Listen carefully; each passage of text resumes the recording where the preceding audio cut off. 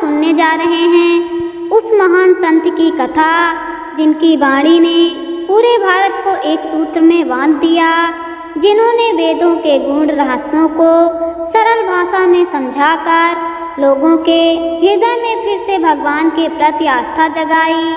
हाँ दोस्तों, आज की हमारी कहानी है आदि शंकराचार्य जी की जीवन गाथा।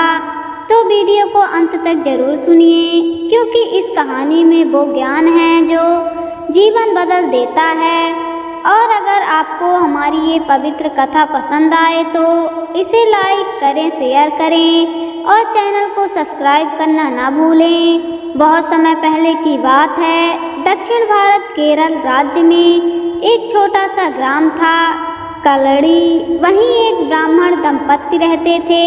शिवगुरु और आर्यम्बा दोनों ही अत्यंत धार्मिक, कर्मठ और विद्वान थे। वहीं एक ब्राह्मण दंपत्ति रहते थे। शिवगुरु और आर्यम्बा दोनों ही अत्यंत धार्मिक, कर्मठ और विद्वान थे, परंतु उनकी एक ही चिंता थी, उनकी कोई संतान नहीं थी। उन्होंने अनेक व्रत उपवास किए, भगवान शिव की आराधना की और अंततः कैलाशपति भोलेनाथ ने उनकी प्रार्थना स्वीकार की। एक रात शिवगुरु ने स्वप्न में देखा, भगवान शंकर स्वयं प्रकट हुए और बोले, मैं तुम्हें एक पुत्र दूंगा, पर तुम बताओ वह दीर्घायु हो या तेजस्वी ज्ञानी। शिवगुरु ने विनम्र भाव से कहा, हे प्रभु, यदि वह स्वयं आपका अंश हो तो उसकी आयु का क्या? हमें ऐसा पुत्र दीजिए जो संसार के अज्ञान को मिटा सके। और उसी के बाद उनके घर जन्म हुआ भगवान शंकर के अवतार शंकराचार्य का। जिस दिन आर्यम्बा ने बालक को जन्म दिया, उस दिन पूरा वातावरण सुगंधित हो उठा। चारों ओर से मंदिरों की घंटियां बज उठी। ब्राह्मणों ने भविष्यवाणी की, यह बालक दिव्य है, यह पूरे भारत में वेदों की ज्योति फैलाएगा। माता पिता ने उनका नाम रखा शंकर, अर्थात शंकर भगवान का अंश। बाल्यकाल से ही शंकर बहुत बुद्धिमान और शांत स्वभाव के थे। 5 वर्ष की आयु में ही उन्होंने वेद, उपनिषद और संस्कृत व्याकरण सीख लिया था। गांव के विद्वान जब उनसे प्रश्न पूछते तो बालक शंकर उनके सवालों का उत्तर इतनी सरलता से देते थे कि सभी चकित रह जाते। पिता शिवगुरु का देहांत तब हो गया जब शंकर बहुत छोटे थे, इसलिए माता आर्यम्बा ही उनके लिए सब कुछ थी, माँ भी, गुरु भी और सखा भी।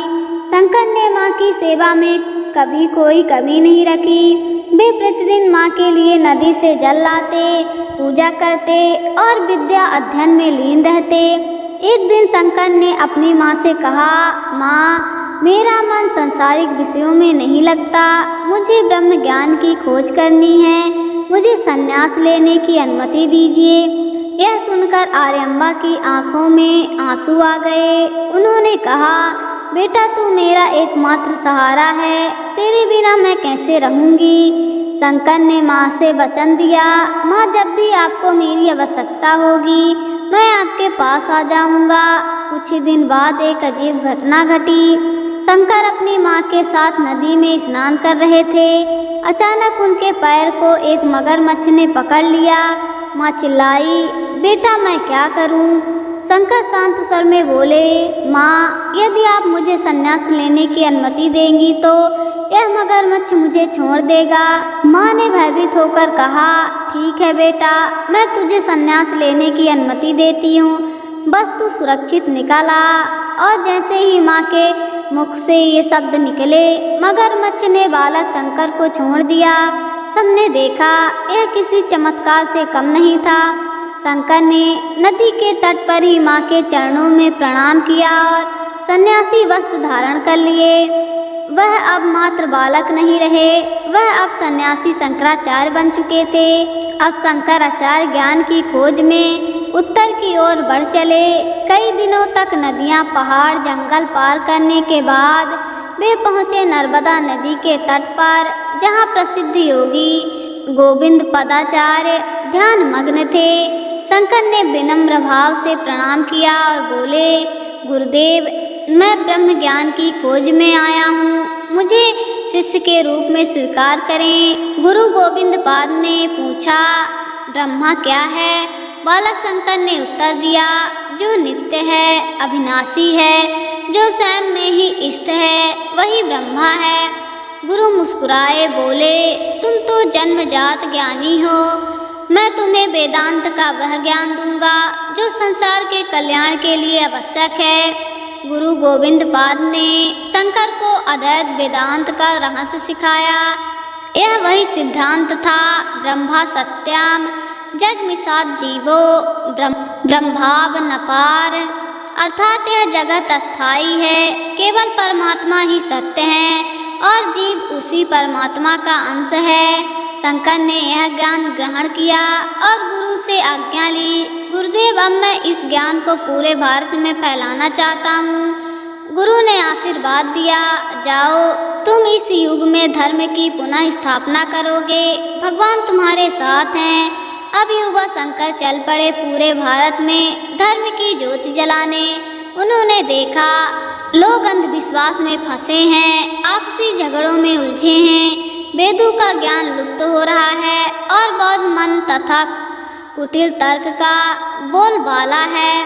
शंकर ने संकल्प लिया, मैं लोगों को सच्चे ज्ञान का मार्ग दिखाऊंगा, उन्हें अद्वैत का अर्थ समझाऊंगा कि भगवान और जीव अलग नहीं, एक ही हैं। गुरु से आज्ञा लेकर शंकराचार्य ने भारत भ्रमण का संकल्प लिया।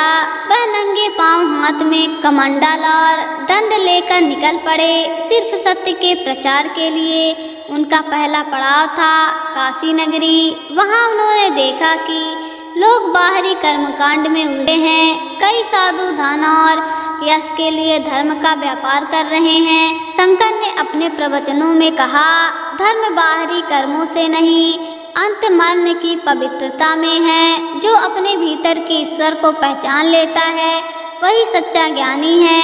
उनकी वाणी में ऐसा तेज था कि हजारों लोग उनकी सभा में एकत्र होने लगे। एक दिन शंकराचार्य गंगा स्नान के बाद लौट रहे थे। रास्ते में एक चंडाल अपने 4 कुत्तों के साथ सामने आ गया। शंकराचार्य ने सहज भाव से कहा, मार्ग छोड़ दो, मैं ब्राह्मण हूँ। तभी चंडाल मुस्कुराया और बोला, हे महात्मा, बताइए, यह शरीर ही ब्राह्मण है या आत्मा? यह प्रश्न सुनते ही शंकराचार्य ठिठक गए। उन्हें तुरंत एहसास हुआ कि सामने कोई साधारण व्यक्ति नहीं बल्कि स्वयं भगवान शंकर उनके सामने ज्ञान की परीक्षा लेने आए हैं। शंकराचार्य ने तुरंत चरणों में झुककर कहा, आप ही सच्चे ब्रह्मज्ञानी हैं, मैंने भूल की। इस घटना से उन्होंने अद्वैत का सच्चा अर्थ सीखा कि हर प्राणी में ईश्वर का ही वास है, कोई ऊंच नीच नहीं। इसके बाद शंकराचार्य पूरे भारत में घूमे। काशी, प्रयाग, बद्रीनाथ, द्वारका, पुरी और श्रीगेरी तक। उन्होंने देखा कि हर क्षेत्र में मतभेद है, कोई बौद्ध, कोई जैन, कोई केवल कर्मकांड में फंसा हुआ है।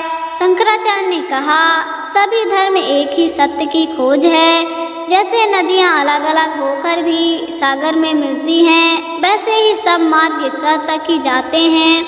उन्होंने धर्म की एकता के लिए चारों दिशाओं में 4 मठों की स्थापना की। पहला गोवर्धन मठ पुरी में, दूसरा शारदा मठ द्वारका में, तीसरा श्रीगेरी मठ कर्नाटक में, चौथा ज्योति मठ ज्योतिष पीठ में। इन मठों से आज भी वेदांत की धारा प्रवाहित होती है।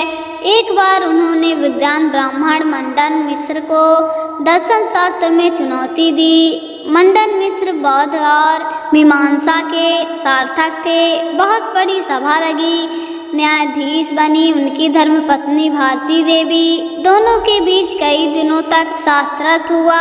शंकराचार्य ने वेदों के सिद्धांतों के आधार पर कहा, कर्म बिना ज्ञान के अधूरा है। केवल यज्ञ और अनुष्ठान से मोक्ष नहीं मिलता।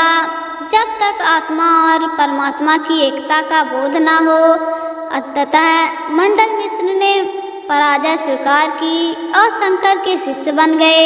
वह आगे चलकर सुरेश्वराचार्य के नाम से प्रसिद्ध हुए। शंकराचार्य आगे बढ़े और पहुँचे कश्मीर के शारदा पीठ। वहाँ ज्ञान सिंहासन पर कोई तभी बैठ सकता था जब वह समस्त शास्त्रों और वेदों में पारंगत हो। शंकराचार्य ने सभी प्रश्नों के उत्तर सहजता से दिए, पर अंत में देवी सरस्वती ने स्वयं प्रकट होकर कहा, हे शंकर, तुम केवल ज्ञानी ही नहीं, विनम्र भी हो।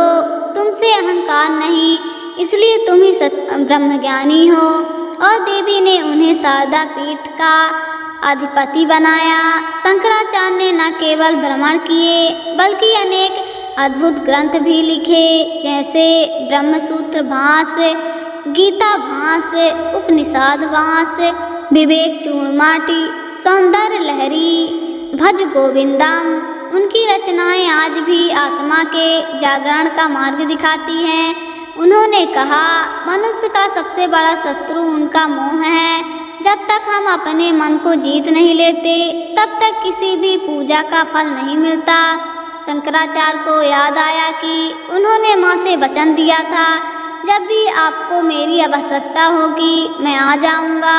गुरुदेव के आदेश से वे कैलाश की यात्राओं के बाद अपने जन्म स्थान कलड़ी पहुँचे। माँ अरम्बा वृद्धा और अस्वस्थ थी। माँ ने कहा, बेटा, अब मेरे जीवन की अंतिम क्षण है, मैं तुझे एक बार देखना चाहती थी। शंकर ने माँ के सिरहाने बैठकर कहा, माँ, आप मेरे लिए सदा शक्ति का स्रोत रही, आपके बिना मैं कुछ भी नहीं। माँ ने आंसू भरी आंखों से कहा, बेटा, मुझे तुम्हारे दर्शन का सुख मिल गया, अब मुझे कोई इच्छा नहीं। माँ के देहांत के बाद शंकराचार्य ने स्वयं उनका संस्कार किया, क्योंकि वहाँ कोई सन्यासी ब्राह्मण को दाह संस्कार करने की अनुमति नहीं देता था। यह घटना समाज में एक बड़ा सुधार लेकर आई। उन्होंने सिखाया कि करुणा और कर्तव्य सबसे बड़ा धर्म है। अब शंकराचार्य का जीवन धीरे धीरे अपने अंतिम उद्देश्य की ओर बढ़ रहा था।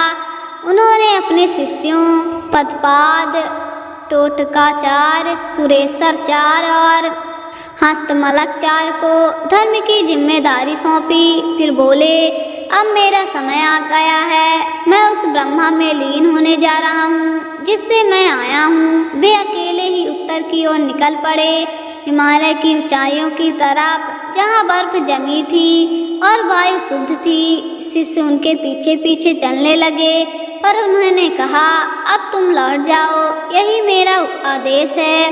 कहा जाता है शंकराचार्य केदारनाथ धाम के पास एक गुफा में ध्यान मग्न हुए और वहां से ज्योतिर्मय रूप में विलीन हो गए। उस क्षण आकाश में दिव्य प्रकाश फैल गया। लोगों ने देखा चारों दिशाओं में घंटियों की ध्वनि गूंज रही है। ऐसा लगा मानो स्वयं भगवान शंकर अपने अंश को वापस बुला रहे हों। उन्होंने अपने जीवन से सिखाया, धर्म का सार बाहरी पूजा में नहीं, आत्मा की पवित्रता और सत्य की खोज में है। जो दूसरों में ईश्वर को देखे वही सच्चा भक्त है। ज्ञान वही जो हमें विनम्र बनाए। उनका जीवन संदेश देता है कि जब मनुष्य स्वयं को पहचान लेता है तभी वह ईश्वर को पहचान पाता है। तो दोस्तों, यह थी आदि शंकराचार्य की पूर्ण जीवन कथा। एक ऐसे संत की जो केवल 32 वर्ष जिए लेकिन पूरे भारतवर्ष के धर्म और दर्शन को एक नई दिशा दे गए। अगर आपको यह पवित्र कथा ज्ञानवर्धक लगी हो तो इस वीडियो को लाइक शेयर करें और ज्ञान धर्म चैनल को सब्सक्राइब करना न भूलें। कमेंट में जरूर लिखिए जय आदि शंकराचार्य जी, ताकि हर जगह उनके उपदेश की ज्योति फैले। फिर मिलेंगे एक नई कथा नई प्रेरणा के साथ। हर हर शंकर, जय आदि शंकराचार्य जी। मिलते हैं फिर नई वीडियो के साथ।